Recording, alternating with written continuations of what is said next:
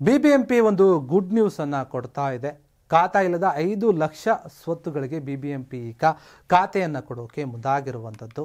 BBMP ವ್ಯಾಪ್ತಿಯಲ್ಲಿ ಖಾತಾ ಹೊಂದಿಲ್ಲದವರ ಸುಮಾರು 5 ಲಕ್ಷ ಸ್ವತ್ತುಗಳ ಮಾಲೀಕರಿಗೆ ಖಾತಾವನ್ನು ಪಡೆಯಲು ಅವಕಾಶವನ್ನು ಕಲ್ಪಿಸಲಾಗ್ತಾ ಇದೆ. ಅದು ಕೂಡ ಆನ್ಲೈನ್ ಮೂಲಕ ಅವರು ಅರ್ಜಿಯನ್ನು ಸಲ್ಲಿಸಬಹುದಾಗಿದೆ.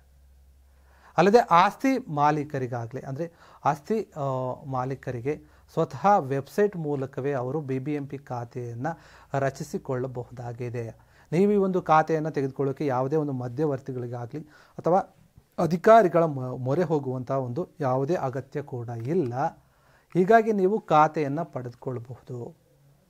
ಯಾಕಂದರೆ ಇದಕ್ಕೆ ಸಂಬಂಧಪಟ್ಟಂತೆ ಈಗಾಗಲೇ ಬಿಬಿಎಂಪಿ ಕೆಲವೊಂದು ಆದೇಶವನ್ನು ಕೂಡ ಹೊರಡಿಸಿದೆ ಮತ್ತು ಅದಕ್ಕೆ ಸಂಬಂಧಪಟ್ಟ ಒಂದು ಹೊಸ ವೆಬ್ಸೈಟನ್ನು ಕೂಡ ಶುರು ಮಾಡಿದೆ, ತೆರೆದಿರುವಂಥದ್ದು. ಆ ವೆಬ್ಸೈಟ್ನಲ್ಲಿ ಹೋಗಿ ಯಾರೆಲ್ಲ ಒಂದು ಏನಿದು ಖಾತಾವನ್ನು ತೆಗೆದುಕೊಳ್ಬೇಕು ಅಂತ ಇದ್ದರೆ ಅವರು ಒಂದು ಖಾತಾವನ್ನು ತೆಗೆದುಕೊಳ್ಬಹುದು ಅಂತ ಬಿಬಿಎಂಪಿ ಹೇಳ್ತಾ ಇದೆ.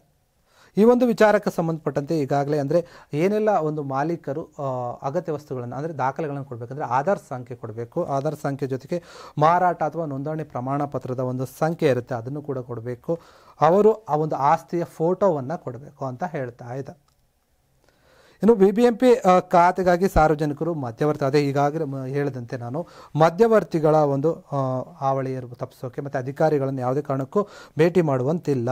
ಈ ಹೊಸ ಒಂದು ವೆಬ್ಸೈಟ್ ಏನಿದೆ ಆ ಹೊಸ ಒಂದು ವೆಬ್ಸೈಟನ್ನು ತೆರೆದು ಇದಕ್ಕೋಸ್ಕರನೇ ಆಸ್ತಿಗಳಿಗೆ ಖಾತಾ ಪಡೆಯಲು ಬಿಬಿಎಂಪಿಯ ಹೊಸ ವೆಬ್ಸೈಟ್ ಮಾಡಲಾಗಿದೆ. ಹೊಸ ವೆಬ್ಸೈಟ್ಗೆ ನೀವು ಹೋಗಿ ಆನ್ಲೈನ್ ಮೂಲಕ ಅರ್ಜಿಯನ್ನು ಸಲ್ಲಿಸಿ ಅಗತ್ಯ ಒಂದು ದಾಖಲೆಗಳನ್ನು ಕೊಟ್ಟು ಅಂತ. ಇನ್ನು ಈ ಒಂದು ಹೊಸದಾಗಿ ಖಾತೆ ಮಾಡಲು ಪಾಲಿಕೆಯ ಒಂದು ಆನ್ಲೈನ್ ವ್ಯವಸ್ಥೆ ಏನಿದೆ ಅದನ್ನು ಈಗ ನೋಂದಣಿ ಮಾಡಿಕೊಳ್ಳುವಂಥವ್ರು ಅಥವಾ ಅವರ ಒಂದು ಆಧಾರ್ ಆಸ್ತಿ ಇದೆ ಅದಕ್ಕೆ ಸಂಬಂಧಪಟ್ಟಂಥ ಫೋಟೋ, ಬೆಸ್ಕಾಮ್ನ ಒಂದು ID ಇರುತ್ತೆ, ಅವರೇನೋ ಒಂದು ಬಿಲ್ಲನ್ನು ಕಟ್ತಾರೆ, ಕರೆಂಟ್ ಬಿಲ್, ಅದರ ಒಂದು ID ಇರುತ್ತೆ, ಅದರ ಮೂಲಕ ಕೂಡ ಸಲ್ಲಿಸಬಹುದಾಗಿದೆ. ಒಂದೊಮ್ಮೆ ಸ್ವತ್ತಿಗೆ ಪಾಲಿಕೆಯಿಂದ ಕೈ ಬರಹ ಅಥವಾ ಖಾತಾ ಹೊಂದಿದ್ದು ಈ ಖಾತಾ ಪಡೆಯಲು ಇಚ್ಛಿಸಿದೆ ಅಂತಹ ಸಂದರ್ಭದಲ್ಲಿ ಹೊಸ ಒಂದು ಖಾತೆ ಪಡೆಯಲು ಅರ್ಜಿ ಸಲ್ಲಿಸಬಾರದು ಅಂತ ಕೂಡ ಬಿಬಿಎಂಪಿ ಹೇಳಿರುವಂಥದ್ದು. ನಿಯಮ ಉಲ್ಲಂಘಿಸಿದವರ ವಿರುದ್ಧ ನಾವು ಕಾನೂನು ಕ್ರಮವನ್ನು ಕೂಡ ಕೈಗೊಳ್ತೀವಿ ಅಂತ. ಯಾಕಂದರೆ ಸುಮ್ಮನೆ ನಾವು ಖಾತಾವನ್ನು ಮಾಡಿಸ್ಕೊಳ್ಳೋದು, ಸುಳ್ಳು ಖಾತಾಗಳನ್ನು ಏನಾದರೂ ಮಾಡಿಸ್ಕೊಳ್ಳೋದಾದರೆ ಅಂಥವರ ವಿರುದ್ಧ ಕೂಡ ನಾವು ಕ್ರಮವನ್ನು ಕೈಗೊಳ್ತೀವಿ ಅಂತ ಬಿಬಿಎಂಪಿ ಹೇಳಿರುವಂಥದ್ದು.